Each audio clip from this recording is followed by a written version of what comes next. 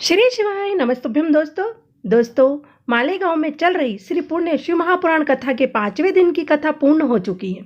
दोस्तों, यदि किसी कारणवश आप आज की कथा नहीं सुन पाए तो यह छोटी सी वीडियो में संपूर्ण कथा का रसत्व है।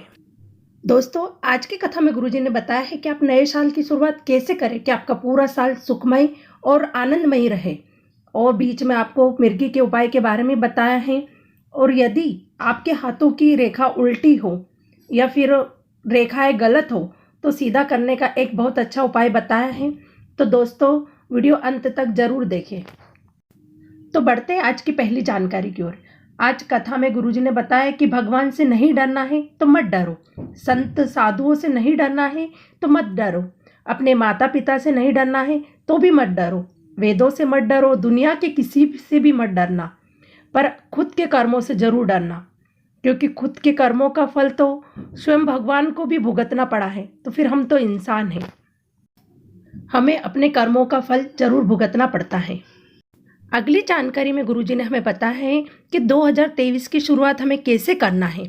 तो गुरुजी ने बताया है कि हमें महादेव से विनती करना है कि हे महादेव, 2022 जैसा भी गया वह आपकी कृपा से ही गया है, और जैसे 2022 में हम आपकी सेवा में निरंतर लगे रहें, उसी प्रकार 2023 में भी हम आपकी सेवा करते रहें और आपकी कृपा हम पर सदा बनी रहे। इस प्रकार शिव जी से प्रार्थना करें और एक लोटा जल समर्पित करें। बढ़ते हैं अगली जानकारी की ओर। अगली जानकारी भी दोस्तों नव वर्ष की शुरुआत के विषय में ही है। इसमें गुरुजी ने कहा कि आप नव वर्ष की शुरुआत किसी होटल में ना करके या किसी नशे से ना करके नव वर्ष की शुरुआत आप महादेव के चरणों से कर सकते हैं। 31 दिसंबर को आप एक लोटा जल शिवलिंग पर समर्पित करना, और साथ ही 1 जनवरी 2023 को भी एक लोटा जल शिवलिंग पर समर्पित करना, ताकि आपका नया वर्ष जो आने वाला है इसमें आपको पूरे वर्ष किसी चीज़ की कमी ना हो और महादेव की कृपा सदा आप पर बनी रहे। इसके बाद अगली जानकारी में गुरुजी ने बताया कि शिवलिंग पर चढ़ाया हुआ जल जब आप अपने हाथों की हथेली में लेते हैं या अपनी आचमन में लेते हैं, जो शंकर जी पर जल समर्पित करते हैं वह अपनी हथेली में या आचमनी में लेते हैं, या फिर किसी राम मंदिर जाते हैं, हम कृष्ण मंदिर जाते हैं, वहाँ कोई भी मंदिर में जो पंडित जी होते हैं वो जो हमें जल हाथ में या हमारी आचमनी में देते हैं, वह जल क्या कार्य करता है। तो उस पर गुरुजी ने कहा वह जल आपकी हथेली की जो गलत रेखाएं हैं या जो उल्टी रेखाएं हैं उन्हें सीधा करने का काम करता है, इसलिए प्रसाद भी हमेशा हाथ में ही लिया जाता है। अगली जानकारी में गुरुजी ने बताया है कि चरण और आचरण दोनों में क्या अंतर होता है। तो गुरुजी ने कहा तुम्हें मंदिर तक ले जाए वह तुम्हारे चरण होते हैं, और जो तुम्हें भोलेनाथ तक ले जाए वह तुम्हारा आचरण होता है। तुम्हारे चरण तुम्हें मंदिर तक, किसी तीर्थ स्थान तक या गुरु के द्वार तक ले जा सकते हैं, लेकिन तुम्हारा आचरण, तुम्हारा मंत्र जाप, तुम्हारी पूजा और तुम्हारा साधारण स्वभाव और तुम्हारे अच्छे कर्म तुम्हें सीधे परमात्मा तक ले जा सकते हैं। बढ़ते हैं छठी जानकारी की ओर। गुरुजी ने कहा कि कई लोग ऐसा कहते हैं कि मेरे कारण ही ये घर चल रहा है, मैं नहीं होता तो ये घर कैसे चलता। तो गुरुजी ने कहा कि ऐसा नहीं कहना चाहिए, आप कुछ भी नहीं कर सकते हो, महादेव आपसे चलवा रहे हैं। यदि उनकी कृपा नहीं होती, इच्छा नहीं होती, और यदि आपका शरीर शिथिल होता या किसी कारण बीमार रहता तो क्या आप यह घर चला सकते थे? नहीं। तो आप यह ना कहते हुए यह कहे कि मेरा सारा कार्य महादेव कर रहा है, मेरा घर भी वही चला रहा है और उसी की कृपा से घर चल रहा है। बढ़ते 7वीं जानकारी की ओर। गुरुजी ने बताया कि हमें किसी ने पत्र में लिखकर भेजा कि कितने साधु संत मालेगांव में आए हैं, कितने सन्यासी आए हैं, सबने कुछ ना कुछ ज्ञान की बातें ही करी हैं, लेकिन आप तो केवल सास बहू की ही बातें करते रहते हो। तो उस पर गुरुजी ने कहा हम उस समय उसे उत्तर नहीं दे पाए, तो हम अब देते हैं कि आपके घर में जो भी बड़े बर्तन या विशाल बर्तन होते, क्या आप उन बर्तनों में रोज खाना बनाते हैं? नहीं ना, आप रोज छोटे बर्तन का ही उपयोग करते हैं। भोजन बनाने में जैसे छोटे बर्तनों का उपयोग करते हैं, उसी तरह सास बहू घर की छोटी और मजबूत इकाई हैं। इसलिए शिव महापुराण की बड़ी बड़ी बातों को इन छोटे छोटे उदाहरण को देकर समझाया जाता है। बढ़ते हैं अगली जानकारी की ओर। गुरुजी ने कहा, एक बेलपत्र शिवलिंग पर चढ़ाने से आपको उसका फल करोड़ों गुना प्राप्त होता है और एक चावल का दाना आपको अक्षय प्रदान करता है। इसे शिवजी पर अर्पित करने से कोई बड़ी हानि नहीं होती, बल्कि आपको लाभ ही होता है।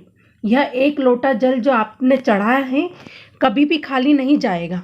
हाँ, वो बात अलग है कि आप मंदिर से आते हो तो वह खाली होता है, लेकिन आपका घर कभी भी खाली नहीं रहेगा। बढ़ते हैं अगली जानकारी की ओर। अगली जानकारी में स्वाति जी पत्र लाई हैं, जिसमें उन्होंने लिखा कि गुरुजी, नारी का जीवन सदैव दुख से भरा रहता है, पर एक महादेव ही है जिसने हमारा दुख समाप्त कर दिया है। उसी का आभार व्यक्त करना चाहती हूँ। मेरे पति का एक्सीडेंट हो गया था। भगवान की कृपा से वे बच गए, पर उनके घुटने के नीचे की हड्डी टूट गई, जिसके कारण उनका ऑपरेशन हुआ और उनके ब्रेन में भी गठान हो गई थी। डॉक्टर ने बोला कि ऑपरेशन के बाद व्यक्ति या तो कोमा में जा सकता है या उसे पैरालिसिस हो सकता है, मतलब वेंटिलेटर पर जीवन व्यतीत हो सकता है। दोनों में से एक चीज़ हो सकती है। डॉक्टरों ने ऑपरेशन की तैयारी चालू कर दी।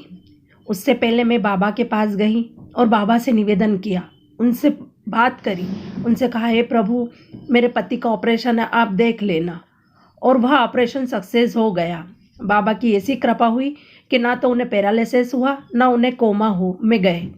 तो बाबा के इस पंडाल में मैं आभार व्यक्त करने आई हूँ। बढ़ते हैं अगली जानकारी की ओर। अगली जानकारी में भी पत्र में लिखा था कि मुंह का कैंसर हो गया था, ऑपरेशन किया, सभी ट्रीटमेंट किया। 1 साल तक तो बहुत अच्छा लगा, कोई परेशानी नहीं हुई। 1 साल के बाद फिर से मुंह में छाला हो गया, तो डॉक्टर को दिखाया। डॉक्टरों ने बताया कि ये तो कैंसर हो गया है, और डॉक्टरों ने फिर से ऑपरेशन का बोल दिया। हमने ऑपरेशन की तो मना कर दी और 1 महीने का मोहलत मांगी, लेकिन डॉक्टर से हमने दवाई गोली सारी लेकर आ गए। फिर हमने गुरुजी की कथा सुनी, जिसमें उन्होंने बताया था कि कुंदकेश्वर महादेव का नाम लेकर दवाइयाँ खाना शुरू कर दी और 1 लोटा जल शिवलिंग पर समर्पित किया और उस जल का आचमन करना प्रारंभ किया। कुछ दिनों बाद फिर से जांच कराई तो डॉक्टर ने कहा कि छाला ठीक हो गया है, कैंसर भी समाप्त हो गया है, अब ऑपरेशन की ज़रूरत ही नहीं। उसी का आभार व्यक्त करने मैं कथा पंडाल में आई हूँ। बढ़ते हैं कथा की अगली जानकारी की ओर। अगली जानकारी में गुरुजी ने कहा कि जब आप कोई पुण्य का काम करते हो या कोई अच्छा काम करते हो या सत्कर्म करते हो, तो आपकी परीक्षा लेने के लिए निश्चय ही ध्यान काष्ठ मुनि जरूर आते हैं। यह बात सत्य है। बढ़ते कथा की 12वीं जानकारी की ओर। गुरुजी ने बताया कि हमने कई कथाओं में आपसे कहा है कि अगरबत्ती लगाना चाहिए। इस पर कुछ लोगों को दिक्कत हो गई है। उन्होंने बोला कि किस वेद और पुराण में लिखा है कि अगरबत्ती लगाना चाहिए। उस पर गुरुजी ने कहा, विधर्मी, सनातन धर्म को तोड़ने वाले और बाँस की अगरबत्ती बताने वाले लोगों को मंदिर और घर में अगरबत्ती लगाना बंद कराना चाहते हैं और वे उनसे मोमबत्ती लगवाना शुरू करवाना चाहते हैं। इसके बाद गुरुजी ने कहा, अगरबत्ती लगाने से घर और मंदिर में पवित्रता तो बनी ही रहती है, साथ में घर में नेगेटिविटी को दूर करने के लिए भी अगरबत्ती लगाई जाती है। तो बढ़ते हैं अगले पत्र की ओर। यह पत्र लक्ष्मी जी ने लिखा है। उन्होंने कहा कि मुझे कई लोगों ने कहा कि मुझे बच्चा नहीं हो सकता, क्योंकि मुझे मिर्गी के फीट आते थे, और अगर बच्चा हुआ भी तो नॉर्मल नहीं होगा। इसके बाद मैंने गुरुजी पशुपति व्रत किए और 1 लोटा जल शंकर जी को चढ़ाना प्रारंभ किया। उसके बाद पत्र लिखने वाले ने लिखा है कि गुरुजी 1 लोटे जल का क्या प्रमाण होता है वह मैं कहना चाहूँगी। साथ ही गुरुजी आपके द्वारा बताए गए बेलपत्र के नीचे की जो डंडी होती है, जिसे सब लोग फेंक देते हैं, जो डंडी लंबी होती है वो डूट होती है जिसको सब फेंकते हैं, उस डंडी को मैंने आपके बताए अनुसार शंकर जी पर चढ़ाकर खाना प्रारंभ किया। उसके बाद गुरुजी, मैंने स्वस्थ बेटी को जन्म दिया और बेटी के जन्म के बाद से ही मुझे मिर्गी के फीट आना बंद हो गए। तो दोस्तों, यह मिर्गी के लिए बहुत अच्छा उपाय बताया है। अगला पत्र जो कि उज्जवल जी लेकर आए थे, उन्होंने बताया कि मेरे लड़के ने MBA करा, पर उसे 2 साल से मेरे बेटे को जॉब नहीं मिल रही थी। मैंने आपकी ऑनलाइन कथा सुनी, तो उसमें आपने पशुपति व्रत के बारे में बताया।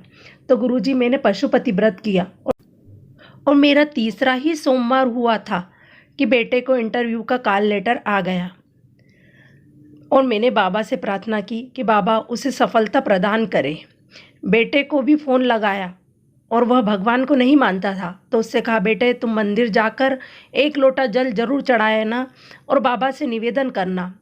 बेटे ने ऐसा ही किया और जब वह इंटरव्यू देने बैठा तो उसके सामने 4 लोग बैठे हुए थे।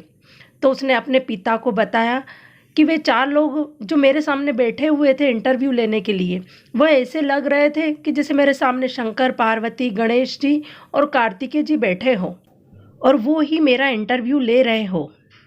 उन्होंने लिखा कि मेरा बेटा इंटरव्यू में पास हो गया और उसकी नौकरी लग गई है। गुरुजी, मैं पांडाल में आभार व्यक्त करने आया हूँ। जो मेरा बेटा भगवान को नहीं मानता था, अब वो रोज़ शंकर मंदिर जल चढ़ाने जाता है। बढ़ते कथा की अगली जानकारी में, जिसमें कुंदन पाटिल पत्र लाए। उनने पत्र में लिखा, गुरुजी, मैं और मेरी पत्नी श्री पूर्ण शिव महापुराण की कथा सुनने आए थे। हमारे दोनों बच्चे घर की दूसरी मंजिल पर झूला झूल रहे थे। झूला झूलते समय झूले सहित बच्चे दूसरी मंजिल से नीचे गिर गए। उस समय हम लोग तो कथा पांडाल में आपके भजन का आनंद ले रहे थे, लेकिन घर में यह हादसा हो गया। जब हम घर पहुंचे तो हमें पता चला कि हमारे बच्चे ऊपर की दूसरी मंजिल से झूले सहित नीचे गिरे और सीधे गटर में गए। जब बच्चों को देखा तो भोलेनाथ की कृपा समझ आ गई। भोलेनाथ जी की कृपा से उनके हाथ पैर सब ठीक है, उसे जरा सी खरोच भी नहीं आई। यही तो चमत्कार है। आभार व्यक्त करने पांडाल में आई हूँ। बढ़ती कथा की अगली जानकारी की ओर। गुरुजी कह रहे हैं कि कई लोग बोलते हैं कि श्री शिवाय नमस्तुभ्यं मंत्र गुरुजी का बनाया हुआ है, मतलब पंडित प्रदीप मिश्रा जी का बनाया हुआ मंत्र है। उस पर गुरुजी ने कहा कि यह बिल्कुल गलत है। आप गीता प्रेस की शिव महापुराण कथा लाकर उसमें देखना, इस मंत्र का वर्णन मिलेगा आपको। यह मंत्र कोई साधारण मंत्र नहीं है। इस मंत्र का जाप करने वाले के मुख के दर्शन करने मात्र से ही 1000 अश्वमेघ यज्ञ का फल मिलता है।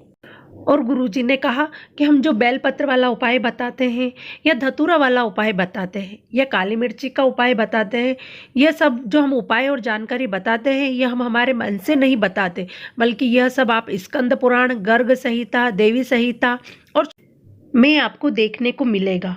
आप शिव महापुराण पढ़िए, उसमें आपको सभी जानकारी मिल जाएगी। हम मन से कुछ भी नहीं बताते हैं, जो बताते हैं वह वेद और पुराण से ही बताते हैं। बढ़ते हैं अगले पत्र की ओर। मनीषा जी पत्र लाई। उसमें लिखा था कि गुरुजी, मेरी तबीयत 1 महीने से ख़राब हो रही थी। मैंने सोनोग्राफी करवाई और डॉक्टर को जांच दिखाई तो बच्चेदानी में 3 गठान बताई और डॉक्टर ने भी ऑपरेशन का बोल दिया था। हमने 1 महीने की मोहलत मांगी और हम उनसे दवाई लेकर आ गए। उसके बाद मेरे परिवार में किसी ने मुझे शंकर जी पर जल चढ़ाना और उसका आचमन करने को कहा और साथ में कहा कि आप एक बेलपत्र भी खाना शुरू करें। मैंने यह निरंतर चालू रखा और आपकी कथा सुनना प्रारंभ किया।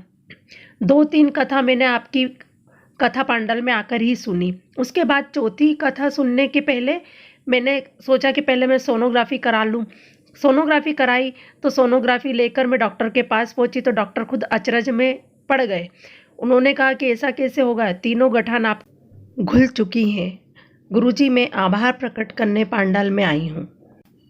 बढ़ते आज की कथा की आखिरी जानकारी की ओर। गुरुजी ने कहा, नए वर्ष की कथा छत्तीसगढ़ के कोकनी बड़ौदा बाजार में होने वाली है। यह कथा 2 जनवरी से 8 जनवरी तक चलेगी। इसके बाद गुरुजी ने कहा कि इससे अच्छी नए साल की शुरुआत और क्या हो सकती है। दोस्तों, यदि आपको मेरी यह वीडियो पसंद आई तो मेरे वीडियो को लाइक करें, चैनल को सब्सक्राइब करें और बेल आइकन को प्रेस करें ताकि गुरुजी के आने वाले उपायों की वीडियो और जानकारी दे सके। जय श्री महाकाल।